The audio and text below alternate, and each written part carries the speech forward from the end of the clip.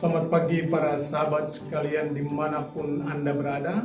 Jumpa lagi dengan saya, Rinong Dupin Altum, dalam Renungan Embun Rohani Pagi dari Kota Ambon, Malaysia, Minggu 26 Juli 2020, Minggu biasa ke-17. Mari kita siapkan hati untuk berdoa. Dalam nama Bapa dan Putra dan Roh Kudus. Amin. Tuhan Allah Bapa yang Maha Kuasa dan Kekal, tak henti-hentinya kami bersyukur dan berterima kasih kepadamu, karena Engkau mempercayakan harta surgawi dalam diri Yesus Putramu kepada kami untuk dijaga dan dipelihara. Karena kami yakin bahwa Dialah yang akan menuntun kami kembali kepadamu untuk hidup bersamamu dalam keabadian. Namun dalam kehidupan kami kadang kami menolaknya. Kami mengusirnya dari hati dan pikiran kami karena rasa ego kami. Karena itu kami mohon kepadamu ya Bapa, curahailah kami rahmat-Mu sehingga memampukan kami untuk menjadi penjaga-penjaga yang baik terhadap firman, terhadap kerajaan-Mu di dalam hati kami. Doa ini kami panjatkan kepadamu dan perantaraan Kristus Tuhan kami. Amin. Dalam nama Bapa dan Putra dan Roh Kudus. Amin. Tuhan sertamu dan sertamu juga. Inilah Injil suci Yesus Kristus menurut Santo Matius. Dimuliakanlah Tuhan. Sekali peristiwa, Yesus mengajar orang banyak.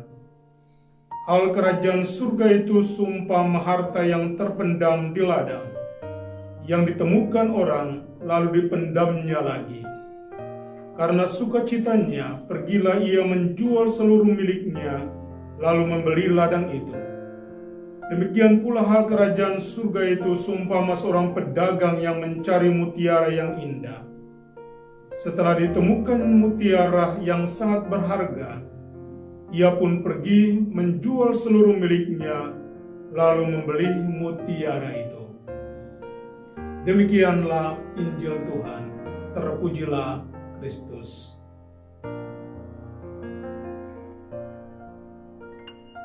Sesaat ketika aku meminta berkat Tuhan untuk sesamaku dalam doa-doaku.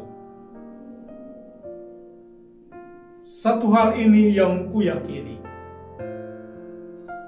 bahwa ketika aku mendoakan sesamaku, maka Allah tak pernah menutup mata dan telinganya terhadap jeritan-jeritan hatiku yang tak terucapkan dengan kata.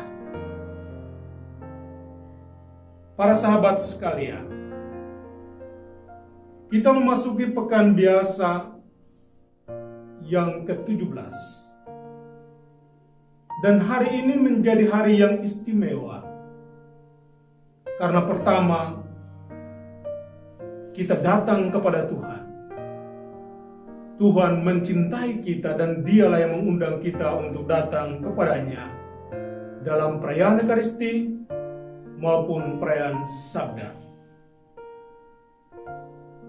Dan di hari ini kita membaca dalam bacaan yang pertama, Salomo, seorang raja muda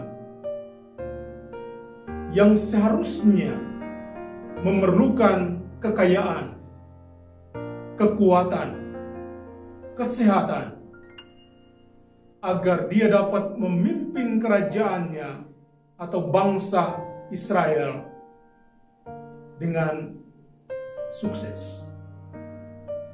Dan ketika Tuhan memberi kesempatan kepada Salomo untuk meminta rahmat dan berkat, satu hal yang indah yang Salomo buat adalah dia tidak meminta Tuhan sesuatu untuk pribadinya, untuk dirinya. Kekayaan tidak dia minta, kekuatan pun tidak, kesehatan dan kesejahteraan pun tidak. Dan apa yang dimintanya? Yang dimintanya adalah kebijaksanaan untuk dapat mengadili perkara-perkara umat sebangsanya secara adil, memberikan rasa aman kepada setiap orang. Salomo meminta sesuatu bukan untuk dirinya, tetapi untuk orang lain. Kebenaran ini dia bahasakan oleh penulis surat kepada umat di Roma secara bagus dan indah. Bahwa ketika kita percaya kepada Allah, Tuhan akan bekerja bersama-sama dengan kita dalam segala sesuatu demi kebaikan kita yang berharap dan berpasrah kepadanya. Lalu pertanyaannya adalah, apa syaratnya agar kita mendapatkan kepenuhan rahmat dan berkat itu? Ketika kita tidak meminta untuk diri kita, tapi kita meminta untuk orang lain. Inilah kebenarannya. Bahwa sesaat ketika Anda meminta sesuatu dari Tuhan untuk orang lain, maka Anda mempunyai keperluan dan kebutuhan yang tak terucapkan dengan kata-kata. Dan pada saat itulah Tuhan akan memperhatikanmu. Dia akan melimpahkan berkat seperti kepada Salomo. Karena Salomo tidak meminta semuanya itu, tetapi dia meminta kebijaksanaan, dan pada saatnya Tuhan menganugerahkan segala sesuatu kepadanya. Kekayaan, kekuatan, kesehatan, dan umur yang panjang. Karena itu apa yang harus kita miliki di dalam hati dan jiwa kita, agar kita tetap menjadi berkat bagi orang lain, maka yang harus kita miliki adalah memiliki Yesus, memiliki Yesus sekali lagi. Yesus adalah kerajaan Allah. Yesus adalah ungkapan terdalam dari hati Allah kepada kita manusia, bahwa bersama dengan Dia kita akan tetap tegar, kita akan tetap teguh, kita akan tetap kokoh dalam perjuangan dan hidup kita. Karena itu, jangan pernah menjual Yesus untuk harta duniawi. Yang sebaliknya harus Anda lakukan, mengorbankan segala sesuatu demi mempertahankan Yesus di dalam hati dan jiwamu. Mengapa? Karena kekayaan akan musnah. Suatu waktu pangkat dan kedudukan kita akan tinggalkan. Kita pun akan dibatasi hidupnya dalam peristiwa kematian. Tapi satu hal yang abadi yang telah kita miliki dan yang akan menyelamatkan kita adalah hanya Yesus. Karena itu, Dia adalah mutiara yang paling berharga. Dia adalah harta yang terpendam, yang harus Anda jaga, yang harus Anda lestarikan. Sehingga harta inilah yang pada nantinya, pada waktunya nanti, Dialah juga yang akan menyelamatkan saudara dan saya. Semoga demikian. Amin. Tuhan sertamu dan sertamu juga.